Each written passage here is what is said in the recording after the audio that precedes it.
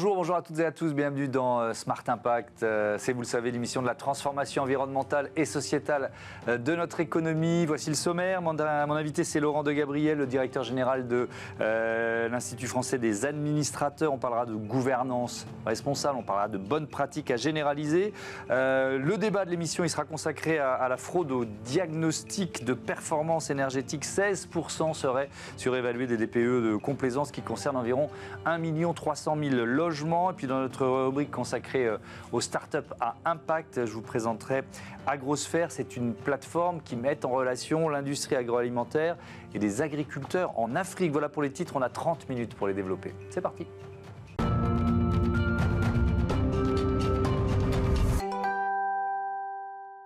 L'invité de ce Smart Impact, c'est Laurent de Gabriel. Bonjour. Bonjour. Bienvenue, heureux de vous accueillir. Vous êtes le directeur général de l'IFA, l'Institut français des administrateurs. C'est quoi? C'est une association?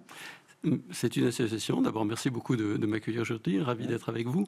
Effectivement, c'est une association qui est un centre de réflexion sur les sujets de gouvernance des organisations et notamment des entreprises. Et donc, on essaie de réfléchir à améliorer la gouvernance, notamment des entreprises. Et cette réflexion est organisée autour de clubs et de commissions. 450 personnes travaillent dans ces clubs et commissions. 450 personnes de nos 3500 membres qui sont un peu plus engagés. Et on va réfléchir comment améliorer le fonctionnement, notamment du conseil d'administration, ainsi que les comités qui vont avec. Et ces administrateurs, pardon, vous interrompre, on les retrouve un peu partout dans le tissu économique français? Oui, on le retrouve dans tout le tissu économique français, à la fois dans les entreprises, dans les grandes et dans les petites. C'est mieux formalisé dans les grandes, un peu moins dans les petites, mais ils sont présents. Et on les trouve aussi dans tout ce qui est association, quelle que soit la nature de l'association. Donc c'est vraiment l'organisme de gouvernance extrêmement important dans le fonctionnement de l'entreprise et de l'organisation. Et à partir de cette activité de réflexion, découle une activité de formation. Donc on a à cœur d'augmenter la performance, j'ai envie de dire, des administrateurs et leur capacité à relever les défis des organisations dans lesquelles ils siègent. Et avec, évidemment, l'enjeu central dont on parle tous les jours dans notre émission, cet enjeu d'impact positif, d'entreprise régénérative. Enfin, on peut mettre tous les labels, tous les acronymes ou tous les noms. Quelle part ces enjeux prennent-ils aujourd'hui dans le rôle des administrateurs ? Une part très très importante. Une part très importante depuis déjà un certain nombre d'années, puisque il y a un paradigme sociétal qui est tout à fait différent, qui oblige l'entreprise à prendre en compte l'intérêt de ses actionnaires, ça c'était relativement classique, mais aussi l'intérêt des autres parties prenantes, et pas seulement les parties prenantes internes à l'entreprise, aussi celles qui sont à l'extérieur. Donc ça c'est le premier changement. Le deuxième changement, c'est obligé de le faire sur le temps long, donc de prendre en compte les impacts de l'entreprise sur son environnement, mais aussi l'impact de l'environnement sur l'entreprise. C'est ce qu'on appelle, en termes un petit peu techniques, la double matérialité, avoir l'effet dans les deux sens. Donc c'est quelque chose qui est absolument fondamental pour l'administrateur et pour le conseil d'administration. Il y a eu un mouvement réglementaire très fort qui a eu lieu, qu'on a un petit peu décrié récemment, puisque l'idée c'était de mettre en place un reporting extra-financier équivalent, la CSRD, la fameuse, un reporting extra-financier équivalent au reporting financier. Bon, ça a été fait de manière un petit peu précipitée, parce que quand on fait la comparaison, le reporting financier, ça fait 50 ans qu'on travaille dessus, le reporting extra-financier, ça fait seulement quelques années. Donc il était quoi? Trop compliqué, 800 pages, un peu épouvantail pour certaines entreprises, en tout cas les moyennes ou les petites? Il était effectivement un petit peu compliqué, parce que l'Europe a essayé de le faire rapidement, avec beaucoup d'indicateurs. La réalité en fait de ce reporting, puisqu'on a les premiers rapports de durabilité qui sont sortis en avril, montre que sur les 1400-1500 indicateurs qui étaient décriés, en fait, les entreprises en utilisent 400 à 500. Donc c'est beaucoup plus raisonnable, c'est un travail important, mais c'est beaucoup plus raisonnable.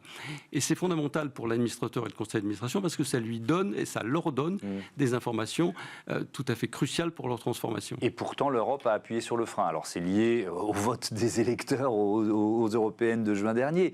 Vous le regrettez? Vous vous dites c'est quoi? C'est simplement un petit retard dans la mise en œuvre? Non, je crois qu'il était important de prendre un petit peu de recul par rapport au mouvement de réglementation, de faire sûrement une pause. Et il faut que ça soit une pause transitoire, définition d'une pause, pour pouvoir rebondir et permettre de continuer sûrement de manière un petit peu apaisée, parce qu'il y a eu beaucoup de contentieux, de tensions, mais aussi de manière un petit peu plus efficace et rationnelle, et notamment permettre aux entreprises qui étaient de taille un petit peu plus petite, pour lesquelles l'effort de reporting était encore plus important, de le faire dans de bonnes conditions.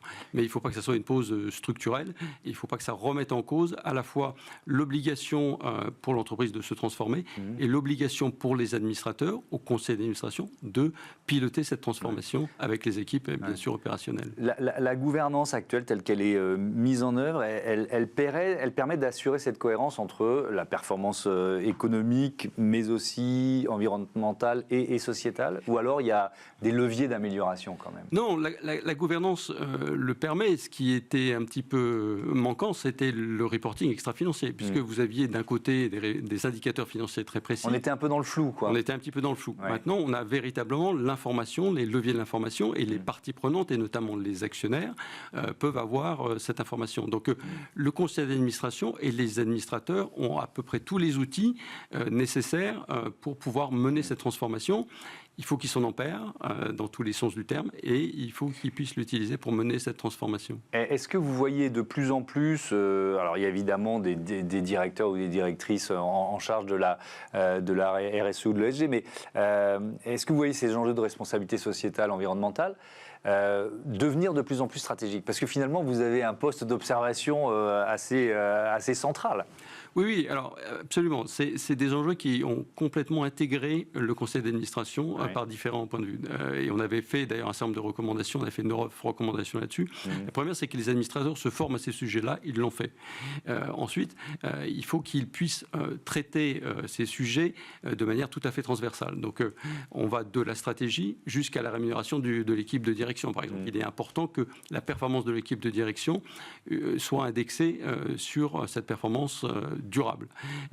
Et puis, c'est de plus en plus le cas. C'est de plus en plus le cas. Oui. Et puis, et vous le voyez très clairement avec des indicateurs de performance qui soient à la fois quantitatifs et qualitatifs.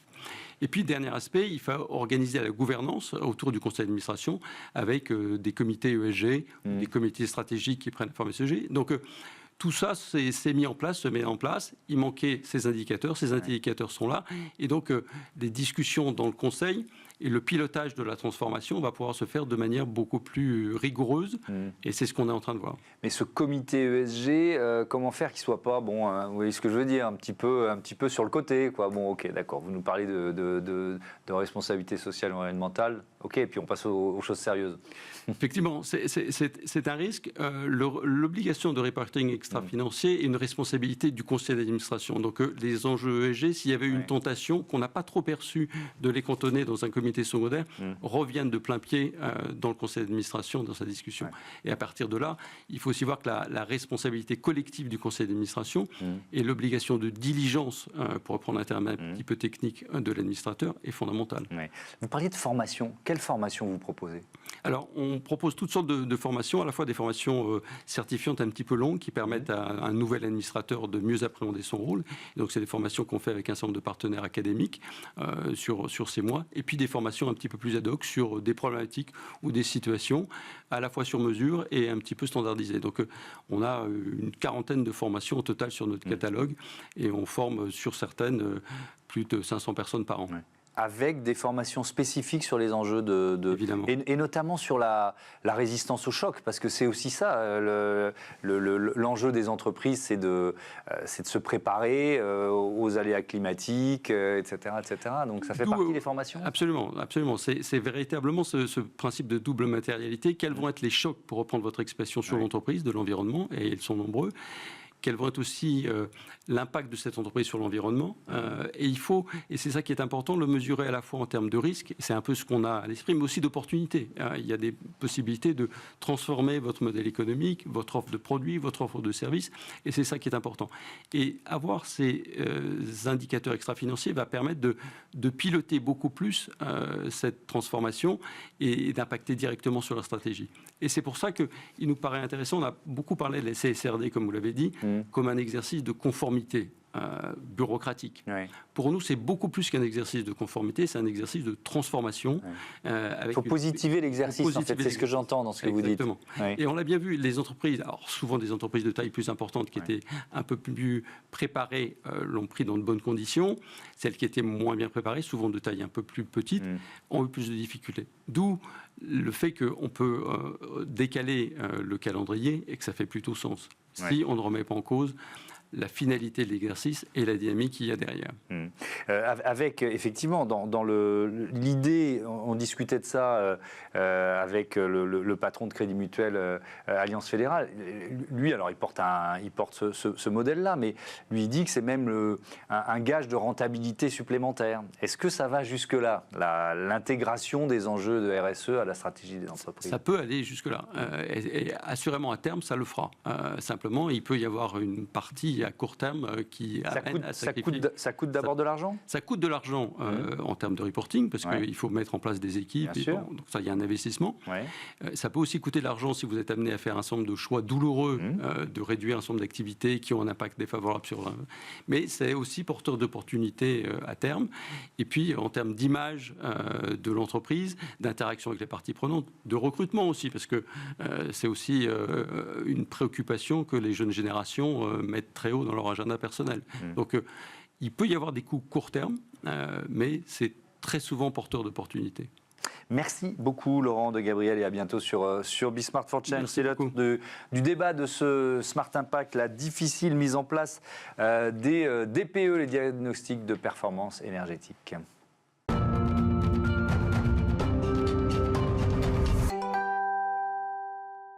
Le débat de ce Smart Impact, on parle des DPE, des diagnostics de performance énergétique avec Dimitri Carbonel. Bonjour. Bonjour. Bienvenue, vous êtes le fondateur de Livosphère. Hugues Sartre, bonjour. Bonjour. Fondateur d'Omios. C'est quoi Omios ? Omios, c'est une entreprise qui réalise l'ensemble des travaux liés à l'énergie dans la maison. Donc on est une entreprise de rénovation énergétique et notre spécialité, c'est de passer votre maison de G à B. Et vous parlez de reconditionnement énergétique. C'est ça. Pourquoi ces termes-là ? Parce qu'on fait du neuf avec de l'ancien et notre métier, c'est vraiment de prendre le pavillon construit dans les années 70 et le mettre au goût du jour et avoir un niveau de performance énergétique qui soit compatible avec les enjeux actuels. Livosphère, Dimitri Carbonel, en quelques mots ? Deux choses. D'abord, on va pas mal parler de bilan carbone ou comment décarboner. Et puis après, de l'autre chose, c'est comment on peut s'adapter notamment au changement climatique, aux pénuries. C'est un gros enjeu. Et puis trouver aussi des opportunités parce que on vous le disiez juste tout à l'heure, il faut trouver non seulement un peu des moyens pour réduire son impact, mais voir aussi comment l'entreprise peut évoluer grâce à ça. Et donc vous conseillez les entreprises dans cette démarche-là. Et vous avez publié un livre, 2050, Crash ou Renaissance, vers une société boule de Guy. On essaiera peut-être de prendre une minute à la fin pour rappeler ce qu'est le concept d'une société boule de Guy. On va démarrer avec un constat qui est quand même assez frappant sur les diagnostics de performance énergétique qui sont surévalués. Plus de 16% de ces diagnostics seraient surévalués. Hugues Sartre, vous parlez d'éco-délinquance. Pourquoi ? Parce que c'est du trafic, c'est de l'arnaque, quoi. Les conséquences le sont, puisque en fait, ce diagnostic de performance énergétique, faut le rappeler, c'est un bon outil. La méthode de calcul, elle est très intéressante. Elle permet de se dire, je suis dans la même rue, j'ai deux bâtiments qui ont été construits à deux périodes différentes. Et je connais la performance des matériaux de la maison A, je connais la performance des matériaux de la maison B, donc je suis capable de dire que la maison A est plus performante que la maison B. Donc dans son esprit, c'est une bonne méthode. En revanche, là où le bas blesse, c'est l'humain qui va venir saisir quel est le type de matériau, quelle est la superficie, quelle est la paroi, etc. Et le diagnostic de performance énergétique, c'est quelque chose qui existe depuis longtemps. En revanche, ce qui est nouveau, c'est qu'aujourd'hui, il a des conséquences qui sont colossales. Bien sûr. À partir du moment où vous vous retrouvez à exclure du marché locatif un appartement parce qu'il est en lettre G, cet appartement, moi je l'ai croisé, j'ai des clients dont c'est le cas, c'était l'investissement de leur vie, c'est-à-dire c'était leur épargne qui devait leur payer leur retraite. Et d'un seul coup, il n'a plus de valeur. Et aujourd'hui, on leur dit, en fait, il faut remettre 10, 20, 30 000 d'un bien qui était censé être payé, qui devait être une rente pour la retraite. Il faut remettre 10, 20, 30 000 euros de travaux pour le passer de G à une lettre supérieure. Les conséquences donc, sont énormes. Et alors que les conséquences sont énormes, on n'a pas mis en face de police de la rénovation, d'autorité de contrôle, alors que toutes ces données, elles sont publiques. Pour le coup, le travail de la data fait par l'ADEME, dont on parle beaucoup en ce moment, est super bien fait. Les datas sont disponibles. En revanche, la capacité à les analyser et à se dire, dis donc, là, il y a quelque chose de suspicieux. Oui. On n'est pas allé suffisamment loin dans la démarche. D'accord. Et donc, on a donné trop d'effets juridiques à quelque chose qui n'avait pas suffisamment de contrôle, et ça laisse la place à des personnes qui sont pas mal intentionnées, mais qui veulent profiter du système, de se dire, bah écoutez, ça va dans les deux sens. Hein. Oui. On va augmenter la note, parce que c'est intéressant pour le vendeur, ou on va la dégrader parce que c'est intéressant pour le diagnostiqueur. Votre avis, Dimitri Carbonel, sur cette arnaque au DPE, quoi? En fait, en général, c'est toujours la même chose. Hein. C'est-à-dire, grosso modo, il y a quelqu'un qui a une bonne idée au départ, il met en place un dispositif, il le met partout, sauf que, comme vous le disiez très bien, il y a un certain nombre de manques de contrôle qui ont été faits, et puis, évidemment, ça dérive, et puis, évidemment, il y a des gens qui arnaquent. Ce qui est très intéressant, c'est que, notamment, donc, la ministre du Logement, Valérie Letard, en fait, ce qu'elle a fait, c'est que, comme approche, elle a d'abord fait un diagnostic pour voir tous les problèmes qu'il y a. Ensuite, elle a consulté les parties prenantes. Et après, il y a eu 10 mesures qui ont été qui ont été en tout cas imaginées et qui sont très pertinentes. Pour rendre le DPE plus efficace, mieux le contrôler, notamment. Mais exactement. En fait, c'est on va dire en 3 parties. Il y a une première partie qui est en amont. C'est vraiment lié à la formation, vérifier aussi, par exemple, que ceux qui font des diagnostics ont bien les capacités pour le faire et les certifications qu'il faut faire. Deuxième chose qui est toute bête, c'est durant le DPE, au lieu de donner directement la mesure, eh bien, ce qu'on va faire, on va dire non, on va pas vous donner le résultat, on va le donner après, pour éviter les pressions notamment. Aussi, truc tout bête, la géolocalisation. Eh bien, grâce à la géolocalisation, ça évite que quelqu'un dise tiens, je vais vous faire votre DPE à distance sans même voir votre maison. Ça évite ce type d'arnaque. Et après, derrière, il y a un certain nombre de dispositifs après pour contrôler. Alors, on utilise notamment là, pour le coup, en très bon escient l'IA pour éviter qu'un logement qui se trouve dans un bâtiment où tout le monde est en, je sais pas, imaginons en F, et puis qu'il y a par hasard, il y a un logement qui est en B.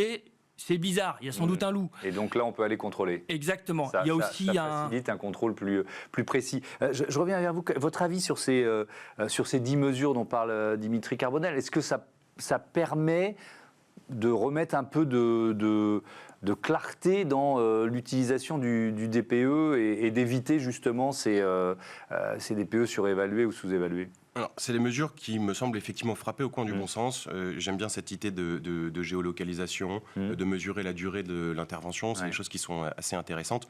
En revanche, ce que ça n'arrivera pas à résoudre, c'est que un DPE, par exemple, vous allez être en G ou en D si j'ai déclaré que le mur qui est juste derrière est isolé ou que c'est un mur de type inconnu.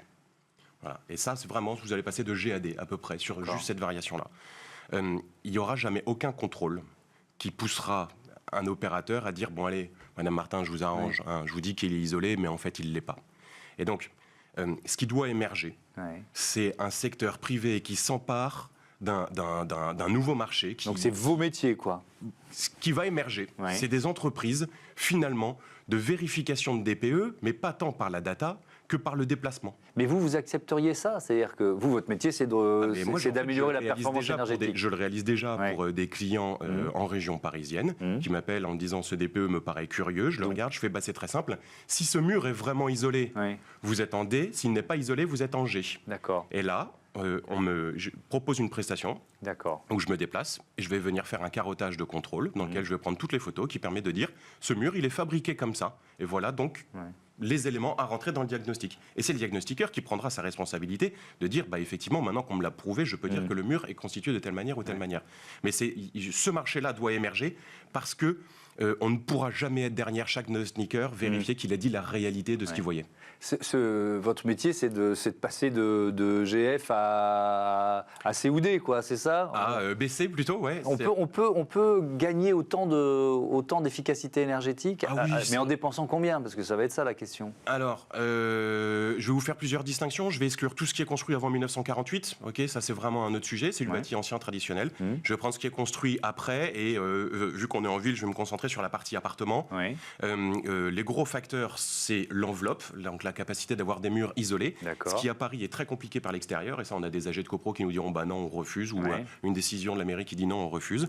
Donc après, il reste l'isolation intérieure. L'isolation intérieure, il y a des moments où c'est possible, il y a des moments où c'est pas possible, notamment quand ça réduit de plus de 5% la superficie de la pièce. Mais ça va très vite. Quand votre seul mur qui donne sur l'extérieur, donc celui qui perd le plus d'énergie, c'est votre salle de bain, qui a votre douche devant. Il est impossible à isoler. On ne va pas détruire la douche. En plus de quoi, ça va réduire la superficie de la pièce. Donc, il y a des exceptions qui permettent de se dire, finalement, dans cet appartement-là, je ne peux rien faire. Et ensuite, il y a une deuxième solution pour gagner des lettres. C'est donc l'enveloppe. Et après, c'est les systèmes de chauffage. Et les systèmes de chauffage, aujourd'hui, on a des trucs qui s'appellent des pompes à chaleur monoblocs. C'est un radiateur qu'on met à l'intérieur. Et la seule chose qu'on ait besoin de faire, c'est un carottage sur l'extérieur pour aspirer de l'air, un deuxième pour expirer de l'air. Eh bien ça vous fait automatiquement gagner 2 lettres sur votre DPE. C'est magique. Bon, autre chiffre, parce qu'il y a un enjeu évidemment majeur, c'est l'enjeu de l'impact carbone des passoires thermiques. C'est le réseau Clair qui nous dit que si on rénovait les appartements ou maisons classées F et G, ça permettrait d'économiser 6 millions de tonnes de CO2 dans l'atmosphère chaque année. Dimitri Carbonel, il faut rappeler que c'est quand même pour ça qu'on a créé les DPE. Alors, on l'a créé pour ça. Mais je vais être franc, je ne pense pas que ce soit ça la première motivation des personnes. Et je pense que c'est essentiel d'associer potentiellement les réductions d'émissions avec ça va me coûter moins cher pour les personnes. Au final, je vais faire des économies d'énergie. Exactement, économie d'énergie. Aussi, potentiellement, lorsqu'on isole mieux, ça peut être une meilleure isolation, y compris en été, et donc il fera moins chaud chez moi. Donc il faut vraiment associer ça, parce que si on regarde uniquement la diminution de l'impact carbone, certes c'est bien pour le climat, mais il faut d'autres leviers. Et là-dessus, il y a aussi tous des systèmes de financement aussi à avoir. Parfois c'est vraiment intéressant de dire, ok, on va vous aider à financer tel ou tel travaux, et effectivement sur le temps long, eh bien ça vous permettra de gagner de l'argent. On va vous aider, entre guillemets, sur l'investissement initial et potentiellement, vous allez rembourser au fur et à mesure, potentiellement, sur les économies d'énergie qui auront été faites. Oui, c'est aussi le bien qui prend de la valeur. C'est moins de dépenses énergétiques, mais aussi un bien qu'on aura plus de facilité à revendre. Oui, et je pense aussi, ça peut être notamment, alors il y a plein de problématiques sur l'IA, mais il y a certaines choses qui peuvent être intéressantes, c'est donner de la perspective aux travaux qui ont été faits, en disant, voilà, si on fait ce type de travaux, voici potentiellement le gain que vous allez faire de manière plus précise. Et d'ailleurs, ces évaluations-là, ou ces travaux-là, on peut vraiment y contribuer. On associe souvent ces travaux et donc ces DPE aux températures hivernales, etc. Mais il y a aussi le confort d'été. Pourquoi c'est un enjeu important pour vous ? Le confort d'été, parce qu'on a des saisons qui sont de plus en plus chaudes, et puis on a de plus en plus de maisons qui sont aménagées on utilise les combles, et en fait, on se dit, comme ils sont trop chauds, on va mettre une climatisation. Finalement, on peut se passer de la climatisation si on reprend une isolation exclusivement à partir de biosourcés, des matériaux qui sont donc écologiques, mais ils ont ceci d'intéressant qu'ils sont très lourds. Et comme ils sont très lourds, ils stockent l'énergie, ce qui fait que le rayonnement solaire ne pénètre pas dans la maison. Donc on peut très facilement, juste en touchant l'enveloppe, venir régler ce problème de température dans une maison sans avoir besoin de la climatiser, donc de consommer plus d'énergie. Oui, mais alors il y a des villes entières qui ont été conçues, tournées vers le soleil et dont il faudrait inverser l'axe de gravité. C'est ce qu'il faut faire. Les anciens avaient tout compris. Vous prenez une maison construite avant-guerre, c'est une maison qui fait 60 cm. Le mur traditionnel fait 60 cm d'épaisseur. Un mur de 60 cm, c'est une super batterie. Ça stocke énormément d'énergie. En hiver, ça vous la retient et donc il fait pas trop froid à l'intérieur. Et en été, ça vous garde la fraîcheur intérieure.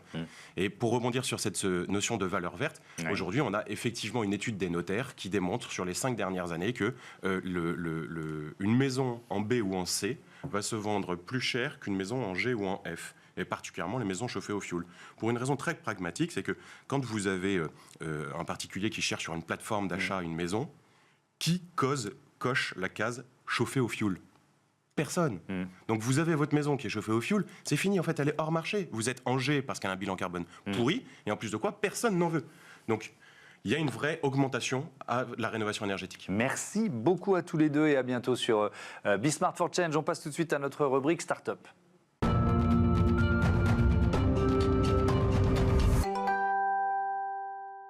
Smart Ideas, c'est notre rubrique consacrée aux startups éco-responsables avec Francis Dossou-Saugnon. Bonjour. Bonjour. Bienvenue, vous êtes le fondateur, le président d'Agrosphère. Vous l'avez créé en 2021. Avec quelle idée ?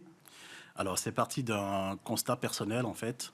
2017, à peu près, je retourne en Afrique pour retourner mon expertise dans la digitalisation sur des sujets, notamment la banque, l'agriculture. Et plusieurs sujets sur l'agriculture sont venus vers moi et j'ai constaté avec assez de perplexité que l'agriculture telle que c'était pratiqué quand j'étais enfant en Afrique, c'était resté le même. Donc aujourd'hui, mes cousins qui sont agriculteurs pratiquent l'agriculture que mes oncles leurs parents pratiquaient. Donc ça m'a fait un choc et je me suis demandé qu'est-ce que je peux changer, qu'est-ce que je peux apporter avec mes compétences en digitalisation, avec toute la technologie qui existe aujourd'hui. Ouais. Donc c'est parti de là, en 2021 à peu près, on s'est lancé dans 2 années de recherche et développement pour élaborer aujourd'hui une plateforme technologique qui met tout ce qu'il y a de meilleur dans la technologie au service de la structuration de l'agriculture. Alors, comment ça marche? Vous mettez en contact l'industrie agroalimentaire avec les agriculteurs en Afrique, c'est ça? C'est ça. En fait, la technologie permet essentiellement à un industriel donc, qui veut monter une structure de relations d'approvisionnement avec des petits producteurs en Afrique de pouvoir tout piloter avec cette plateforme-là. Donc, de pouvoir collecter de la donnée, de connaître les producteurs, de connaître les parcelles agricoles, de pouvoir accompagner ces producteurs-là dans la bonne exécution d'un itinéraire technique de production en utilisant les bons produits pour qu'à la fin, lui, il puisse obtenir le produit tel qu'il le souhaite avec les quantités et les qualités qu'il attend. D'accord. Vous avez créé aussi des agrostores, c'est ça? Alors, c'est quoi?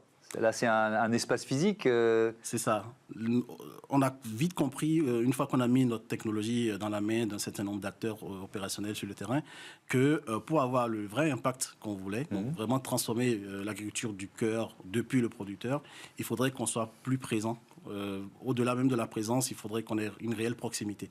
Donc, on a monté ces points physiques-là qui sont aujourd'hui des lieux de rencontre, d'interaction avec les producteurs, où le producteur peut venir récupérer de la semence de qualité, des fertilisants de qualité, se faire former. On fait régulièrement des séances de formation sur différents sujets et se faire accompagner comme ça pendant toute la campagne. Il sait qu'il y a un lieu physique où à tout moment, il peut aller avoir du conseil, avoir des bons produits et potentiellement s'ouvrir aussi sur un marché international, local ou régional, où il peut présenter son produit à travers notre marketplace. Ça veut dire des revenus supplémentaires pour les agriculteurs? Ça veut dire, même avant les revenus supplémentaires, c'est avant tout, on lève les freins à l'entrée sur la campagne agricole. Parce qu'en Afrique, une des premières problématiques que les producteurs ont, c'est le démarrage de la campagne.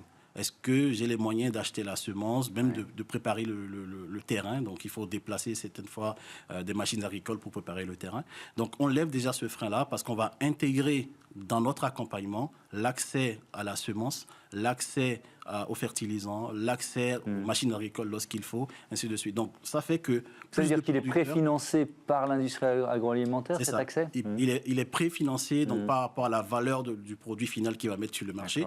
Il est préfinancé pour pouvoir lui permettre donc, d'accéder à la campagne et à la fin d'avoir plus de volume. Donc on améliore les rendements aussi, minimum 30% sur certaines filières, sur d'autres filières on a fait du x2, x3 les rendements, et donc d'avoir plus de produits à offrir au marché et donc forcément plus de revenus. Et est-ce que les enjeux de durabilité, d'agriculture durable sont intégrés à cette stratégie, finalement, à ce business model? Alors, ils sont intégrés déjà par définition à ce que Agrosphère fait, parce que c'est vraiment au cœur de notre vision. Donc, on veut améliorer les revenus des producteurs, mais il faut que le modèle soit durable dans son ensemble. La durabilité, pour nous, ça passe par évidemment des meilleurs revenus, mais il faut aussi que l'activité puisse se répéter. Donc, si on détruit le sol, on ne pourra plus pratiquer de l'agriculture. Donc forcément, les pratiques, donc, quand je parle d'avoir les bonnes semences, d'avoir les bons fertilisants et d'être formé, c'est essentiellement sur des pratiques durables. Donc nous, on est vraiment pro-durabilité dans le secteur agricole. Donc on incite évidemment nos partenaires, donc clients de la plateforme ou utilisateurs de notre marketplace, à adhérer à une charte de bonne conduite par rapport à ça. Ouais. Mais l'industrie agroalimentaire, elle vous pousse dans ce sens-là?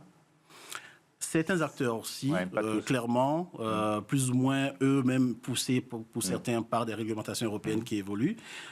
D'autres, on sent que ce n'est pas forcément le critère numéro 1. Après, c'est à nous, dans ce cas-là, à Agrosphère, de les sensibiliser, de les accompagner vers ça. Merci beaucoup, Francis Dossou-Saugnon, et bon vent à Agrosphère. Voilà, c'est la fin de ce numéro de Smart Impact. Merci à toutes et à tous de votre fidélité à la chaîne des audacieuses et des audacieux. Et je vous dis à demain. Salut.